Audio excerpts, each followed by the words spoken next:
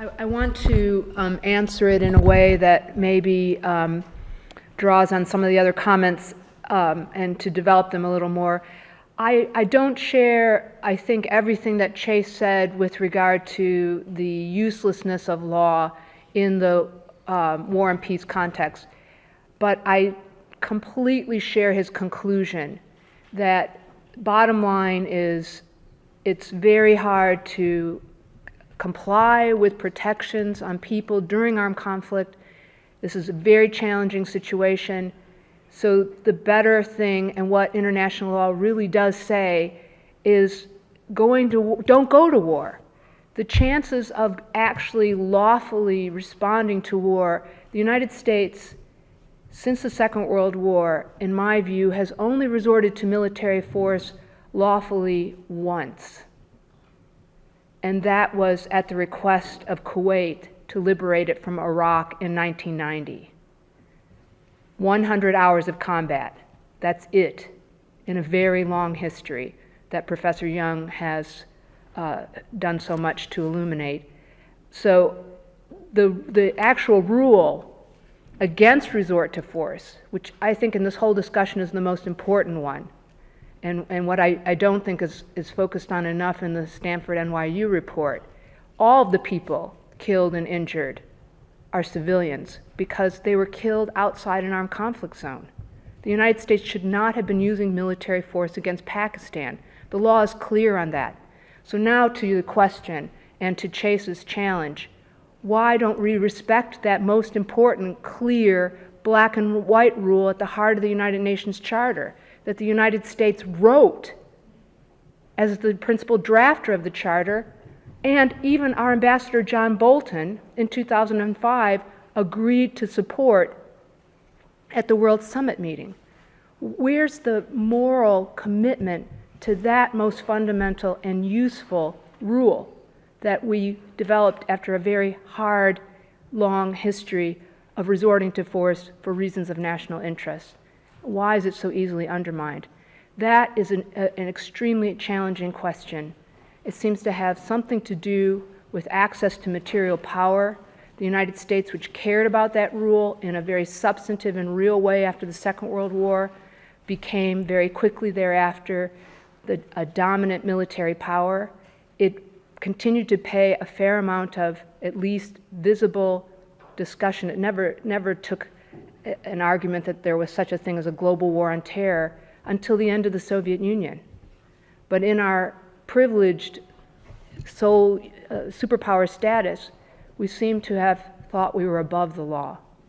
And what we're now seeing, and what I hope will help us to refine that rule, to rediscover it and revalue it, is the terrible cost of what we have done.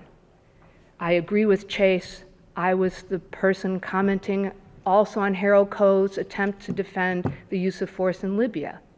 I said to him, it violated the necessity principle. Even if the Security Council authorized that use of force, what good will it do? And I actually predicted, and I don't take any sense of satisfaction in this, that the war would lead to exactly what it did, the undermining of the state of Libya, the collapse into chaos and civil war. That's also, guess what? What's happened in Yemen. And look at Somalia. Is it any better for the constant use of drones and the U.S. fomenting and pushing Ethiopia and Kenya into that country? And what about... What did Koh answer when you raised that question about Libya? He said, all we need is a Security Council authorization. My sense of, why would you skip? There are only 4 conditions for using force: an authorization under 51, a Security Council, but you have to always meet necessity. So why doesn't he, and why are they suppressing it in articles that are coming out by many of our colleagues? There is, I think, and this is really for you, Marilyn, there is a deep-seated sense that the United States has the advantage in military force and we will use it. We simply have come to the point of privilege, wealth, power, that we want to hang on to it at any cost and not sacrifice it, even when we are shown with great tangible evidence that the rule of law is what builds the kind of world that we want to be part of as Americans. And how do we persuade? You know, we see this, it's a repeat of Vietnam in so many ways. How, in your long experience, so this is a question for you that I as a lawyer, you know, I can teach this. We have a real deficit. We were talking about this, Omar and I were talking about this before, a real deficit of true expertise of an objective kind about what international law requires in the United States. How do you persuade people? What's the historic evidence of an approach that will bring people to their better selves and recommit to what this law was founded on, the rule of law? Well, people did realize that, at least midway through the Vietnam War, they realized it very well. And the people who, in poll after poll, said that the war was not just a mistake, but immoral. That it was an immoral war. That had been recognized. I mean, part of the irony of this panel for me is I just came from giving a lecture on the bombing of Cambodia. The bombing of Cambodia, which was secret for a time, involved the dropping of 2,719,916 tons of bombs. Tons of bombs on 113,000 separate sites, of which over something like 10%, there was no justification whatsoever for targeting. It was indiscriminate in the most fundamental sense, right? That was just Cambodia. That's more tonnage that was used by all the Allies on all of World War II on all fronts. That was Cambodia. Now, you've heard the statistics on deaths from drones of, and I agree complete with Mary Ellen, it's this in non-combat zones, we are not at war with anybody at the moment, and yet we are killing people. There is no distinction between civilians and combatants in this situation. Nevertheless, if you look at the numbers, compared to Vietnam, they're tiny. Still, they're used, and the resort to the use of force is so easy for the executive now. And the executive uses it to show that he's not a wimp, that he could stand up to this one, he can stand up to that one. In the case of Obama, what really drives me nuts, and I had an exchange with Andrew Basovich about this, and I asked, why is the United States supporting the Saudi bombing of Yemen? It seems completely insane. I mean, and his answer was, the Iranian negotiations. He has to show he's tough. And I asked, so Yemenis have to die so that Obama can face down Congress? One of the reasons we are where we are now, I think, and this, I hate to admit this, but the lack of a draft of a conscript army where your sons and your daughters and mine are threatened, and the improvement in technology has meant the most complete separation. My students don't know we're at war. I mean, in the conventional, that we're doing anything forceful anywhere. They have no daily sense of it. How can they? They don't see it. They don't feel it. They're not subject to it. Some have relatives who have served and been deployed many times, and they have varying attitudes toward it, but they're a handful, especially, of course, at NYU.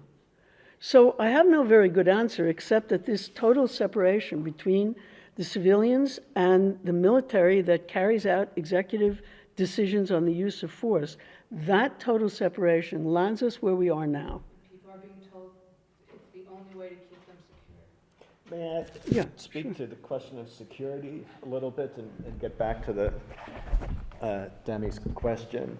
I think the legal arguments against drones are important.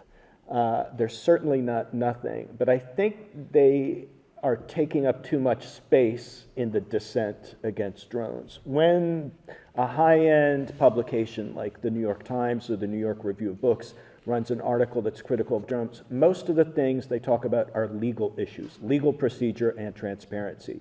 Ditto for a lot of NGO reports and academic reports on drones. I don't think those issues, legal procedure and transparency, are nothing, but they're really minor problems. The real problem with drones is that they're happening at all. It's the jus ad bellum issue, and I wholeheartedly agree with Mary Ellen O'Connell's lucid, I think she definitively answered that question. But there's another reason why drone strikes are terrible. It's not a moral reason, it's not a legal reason, it's just from the point of view of interest, from security. It's usually just assumed that these drone strikes are wonderful for keeping us safe, and that there might be some, angelic objections to them, some scruples. But I think the assertion that drone strikes are a net benefit for American security is false and really needs to be challenged at every point, especially by many liberals who seem to swallow it and just want to adjust it a little bit. And the costs and security of drone strikes have not been adequately accounted for. Now, why do I say this? Two of the most serious terrorist attempts on domestic U.S. territory have been motivated in part by drone strikes. How do we know this? Because the would-be perpetrators have very plainly and explicitly told the courts during their trials or arraignments that that's why they were doing it. This was their motive. I'm talking about the Pakistani-born American national Fazil Shahzad, who tried to blow up Times Square in 2010, and I'm talking about American-born Najibullah Zazi and his cohort in a plot to blow up the New York subway. Now, their motives of being pissed off by drones were widely reported everywhere from the New York Post on up, but it somehow has not registered. And even a purportedly brave and bold NGO report that was sort of critical of drones, the Stimson Center's report on drones from last summer, co-authored by a human rights lawyer, Rosa Brooks, who worked in the Department of Defense of the Obama administration, just ignored these costs, these security costs of drones. And I think that's a very dishonest reckoning of the cost. Now, by bringing up the security costs of drone strikes, I'm not saying that's the only thing that matters. I don't think that that's necessarily the most important reason, but I think it's one of the most important reasons. And morality has a better chance of winning the day if you can argue and show that it's aligned with interest. And I wish that dissenting liberals, especially dissenting lawyers who are against drone strikes, would engage with the security issue a little more forthrightly, rather than, as we often do, just cede it completely to the war party, who assumes in an unfounded way that blowing things up and blowing people up is just somehow an automatic benefit to the security of the United States.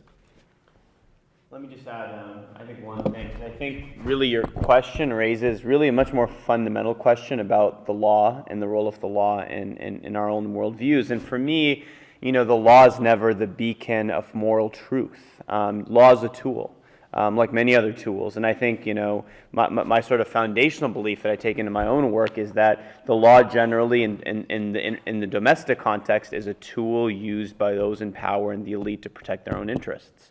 And I think in the international arena, it generally, when a lot of the international law was formalized, at the time was the same thing. And I think what Chase said about international humanitarian law really, providing and facilitating killing and war is accurate. But I think law can be used as a tool to help movements.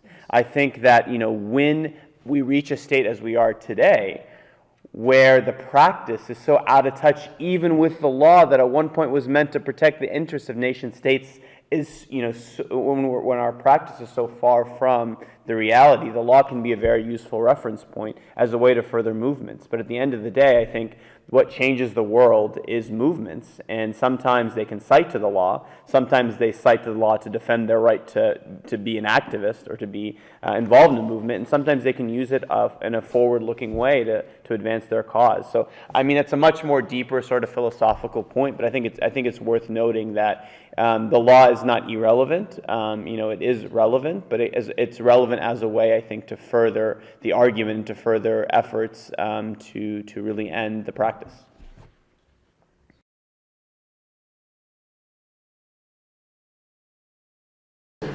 I very much appreciate the comment and you for coming, and I'm very surprised that your classmates and colleagues from the faculty aren't here to hear the students what they wanted to have a panel say. So you deserve some real credit for that. I want to think about the experience that you had in East Berlin. I spent many years in Germany as a consequence of the end of the communist period, and studied deeply the movements that led to such fundamental change. And I'm thinking more and more about Marilyn's comment about a movement that changed the United States to get out of Vietnam.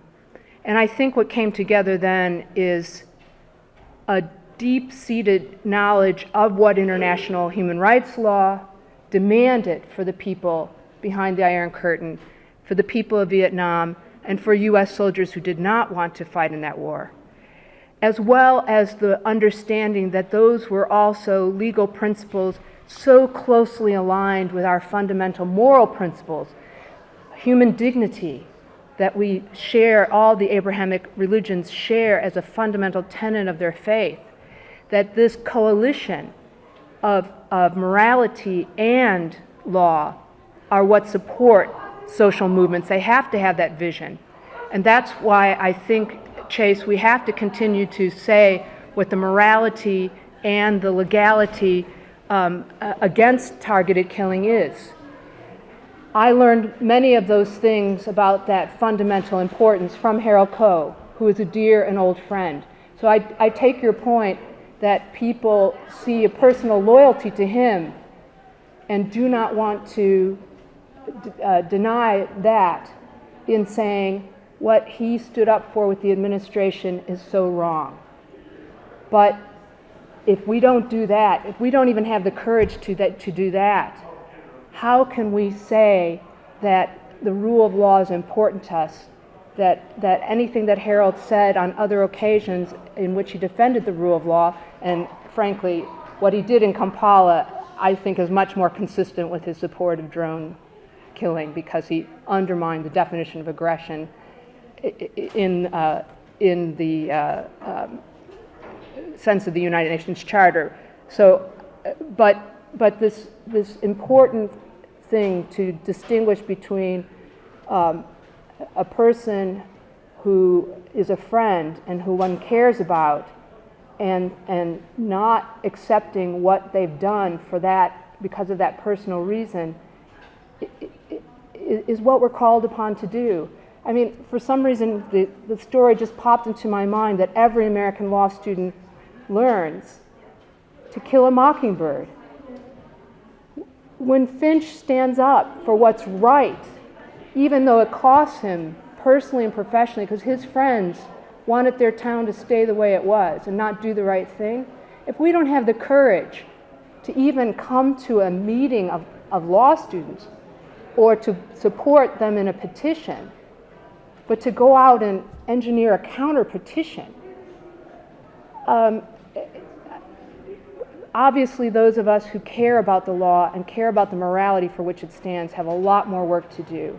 And I've been personally inspired by what the students have done, and hearing the other colleagues and being reminded of successful movements. And I think it's possible to do that again. I mean, the one thing, Chase, I think maybe you'll agree with me, we've gotten to a point of awareness, thanks to anti-drone protesters, thanks to opposition and peace activists around the world, thanks to the brave litigation pursued by the Center on Constitutional Rights on behalf of the Al-Awlaki family. We do have heroes. We do have people who've said, I want to remain your friend, but I cannot follow you into that kind of action or to support you in that kind of mode. So I think we're getting to a tipping point. We got to that point a lot faster with the use of torture, but this meeting today at this school and the discussion around Harold Coe is getting the kind of headlines that are really needed to make a fundamental change. There is no law or morality behind this policy of targeted killing. It does have fundamental, but the least important thing, it's not making us any more secure. It is to that extent like torture, which is neither lawful, moral, nor gets actionable intelligence. It's a part of a myth in a myth-making system that should not have the kind of control over us and people who we admire as it does.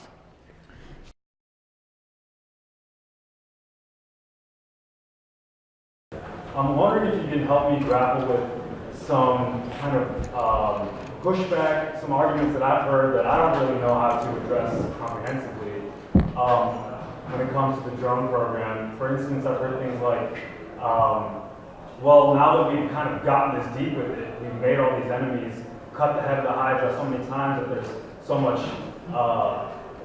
hate towards America that we're going to be really unsafe now if we pull back. So we have to kind of stay on top of the problem that we've already created. There's also an argument that with the rise of non-state actors, we need non-state solutions. Yeah, it's called the police force. Other critiques that maybe are even more salient that you could maybe address and help me address. Let me belt out two quick answers to your two questions.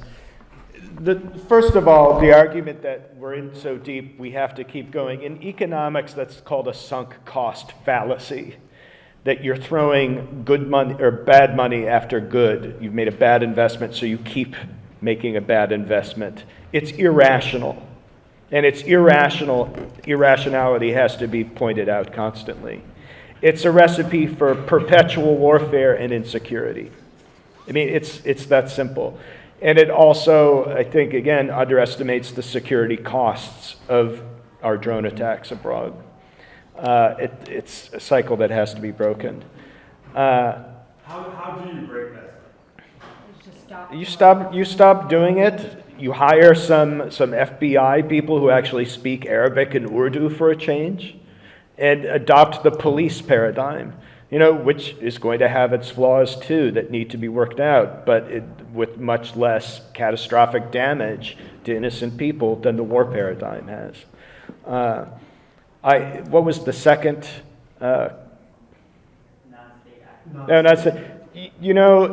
Non-state actors are something that state actors have been dealing with for a long time. And there's a really disgusting self-pity of war in dealing with non-state actors. The term of art is asymmetric warfare, that, these naughty savages are forcing us to be immoral because they're not state actors like us. The most ridiculous and, believe it or not, true example of this is when 3 Guantanamo inmates committed suicide, or according to one alternative theory, were killed. I think there was probably suicide. The commander of Guantanamo said, "Oh, this is the worst example of asymmetric warfare ever. Look how bad they're making us look. These Guantanamo inmates who killed themselves. How dare they?" The way to deal with that is through diplomacy. That's the only durable solution. For instance, take Hamas off the terror list. Take other groups off the terror list and corrupt them with diplomatic recognition and some civilian power. That's the only long-term. Corrupt these groups with power and deal aggressively diplomatically with them.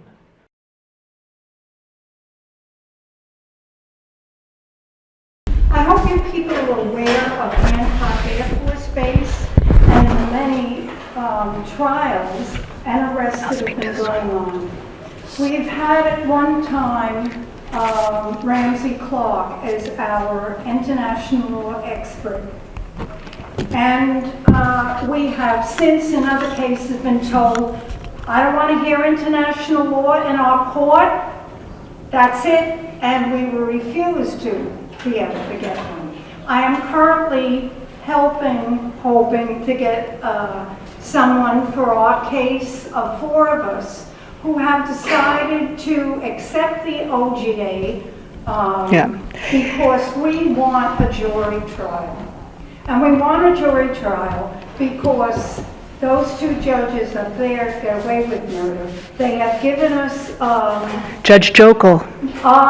Yes, Judge Jokel, bad-tempered Judge Jokel, but more so Gideon with what I want to get to. Yeah, an ironic name for this particular situation of denial of justice to somebody named Gideon. Yeah, I'm going to cut you off just a little bit because I want you to know I went to Hancock in July to testify in the trial of Jack Gilroy, Yes. and Judge Jokel would not allow me to testify. So I have tried. We did end up having a conversation, and he's another example of the failure of our education system to teach lawyers about what even international law is anymore. He couldn't understand that the law of war extends to Hancock Air Force Base when they are targeting people with drones. So we've just really lost the sense that international law is part of the law of the United States under the Constitution and Supreme Court precedent. That's all gone, and we really need a renewal of that. But I think you should talk to Omar after this session, because I'm hoping that places like the Center for Constitutional Rights will take up the cause of the drone protesters, not just in upstate New York at Hancock, but in Nevada, Missouri, and other places, so that they can help reforge what the founding fathers gave us. International law is part of our law. That's what I think your cases and the other cases, the anti-drone protesters, the first really important cases along these lines since the Vietnam War, can do. So I'm thanking you for your courage. I hope everyone in the audience knows, please look online, follow the blogs and the postings about a 79-year-old man who went to prison for 3 months because he stood outside an Air Force base and said, "Stop killing with drones." That's what's going on in this country. That's what this lady has the guts. I'm sorry, I don't have the guts to go in and spend a week, let alone months and years in a U.S. prison because of what has become of our prisons. And you do. And I can't tell you how much I respect you and how it's people like this.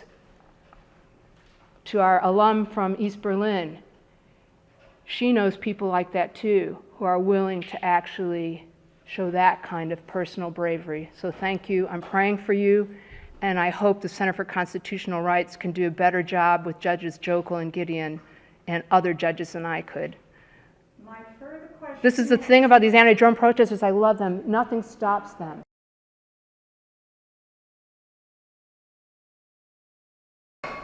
It's an error of law. I tried to explain that to Judge Jokel, but since he has complete disassociation with international law, he ruled against it. I was hoping there might be an appeal in that case, but I understand Jack Gilroy did not want to appeal after he served his sentence, so there will be no appeal. Part of the problem is actually getting enough quality legal representation with experience in the New York courts to move these cases to appeal and finally get some rulings about the international law questions. But let me tell you, as hard a campaign as any we've seen in the history of our country, getting our current Supreme Court to understand the actual place of international law in the U.S. legal system, that's a tall order. That is a very tall order, and it's actually a problem increasingly internationally as we see a resistance to the good international law can do, and part of it maybe is because of compromises that we've seen in human rights law along the lines Chase said. So I'm working on generally arguing the true good and attraction of being much more conservative about understanding the law and knowing what it is and not making more claims than can actually be met. I think that tends to be the road, because I do agree with Chase, we're just lawyers. And lawyers who have had these grand visions, even for human rights, have perhaps diluted and undermined the law by saying, we have the right through human rights law to go to war in Kosovo or Syria or Libya. So a ratcheting back and a rethinking of what international law is, and really getting it to do and to be respected for what it appropriately is, and leaving to other fora, to historians, to philosophers, some of the plans that have been forced through past human rights. And I know this is getting very abstract, and I don't mean to speak so much, but I want to leave you with one really positive vision for an outlook for the future. So after thinking about death, I've been following the drone problem, and my husband is a combat veteran, so I'm very aware of these issues of war and peace. He was the real hero in ending the use of torture by this country. It's been a very long time of looking at torture, violence, mass death perpetrated by a country I love. And I finally have realized that we need something else to inspire the kind of movements that our friend from East Berlin and Omar were talking about.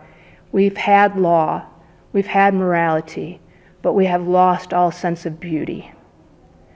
And the greatest philosophers and the greatest theologians have told us that if we understand that we can do through law and through our religious convictions and teaching and through our highest ethical principles, beauty and engagement with that, we will come to have much more sense that we do things for the good of others and not just for our own material well-being. So I'm working on that as a vision, and it will have a very concrete story for judges and for lawyers and for activists. But I think we're at the point now where to really get out of this deep valley that our country has found itself in, we need new inspiration. We need something, obviously the shock value of reports on the deaths of children no longer shock. I know you've read Jeremy Scahill's book, Dirty Wars, that opening passage of a young boy's head being blown off. Doesn't move Americans. We've seen what ISIS does. We need something else that will move us to these active movements. You have it. You've got it. The anti-drone folks do have it, but how can we spread that sense of love of another in seeing the beauty that all people can be involved in, that other people represent? I think that's got incredible, transformative possibilities. So that's what I'm going to offer at the end of, I hope, this year.